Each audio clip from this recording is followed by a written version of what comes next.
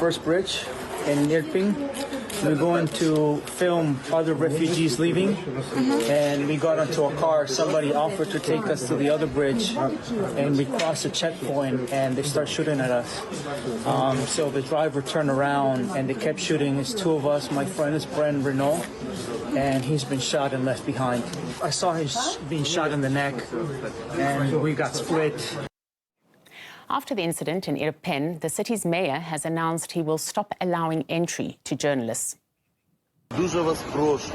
While our city is being liberated, I'm strongly asking you to avoid crossing the bridge from Romanovka. Don't take photos of our troops' positions or their appearance. None of this is needed for the liberation of our city. Starting tomorrow, we will stop allowing journalists from Romanovka into our city. We don't want to risk the lives of our troops, because people are running around taking photos, posting them online, showing the enemy our positions. My friends, from tomorrow there won't be a single journalist in Irpin. That's while Ukrainian media outlets have been quick to blame Russia for the killing of the foreign journalist, which comes amid heavy fighting in the area around Kiev, with at least one bridge reported to have earlier been blown up by Ukrainian forces. The city of Irpin is now part of a key humanitarian corridor leading through Kiev, with some locals forced to cross the river under the destroyed bridge to escape the flashpoint. Moscow says Kiev's nationalist battalions have been blowing up bridges as they retreat and damaging other civilian infrastructure there. Earlier this week, we reported the story of a Ukrainian woman who was left traumatized after her husband was killed by Ukrainian armed looters. She says the attack happened after they fled Kiev along with their child. The woman is now being treated for a gunshot wound after being taken across the border to Belarus.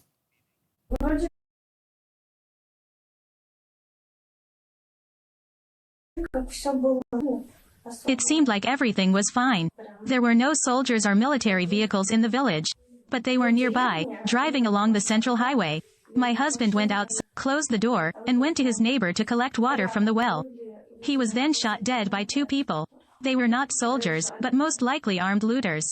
Weapons are being distributed to everyone now. They fired at the windows and then climbed into the house. They looked around, but did not see my child and me as we were hiding. They left through the window, but then fired back at the front door. A bullet hit me, and then they were gone.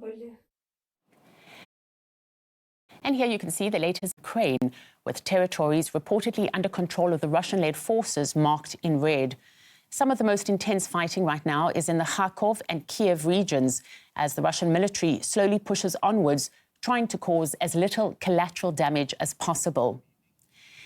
And huge columns of smoke have been seen rising near Kiev, with some Ukrainian military facilities under attack there. The Ukrainian side is said to be setting up firing positions from among residential areas, with locals forced to take shelter in their basements.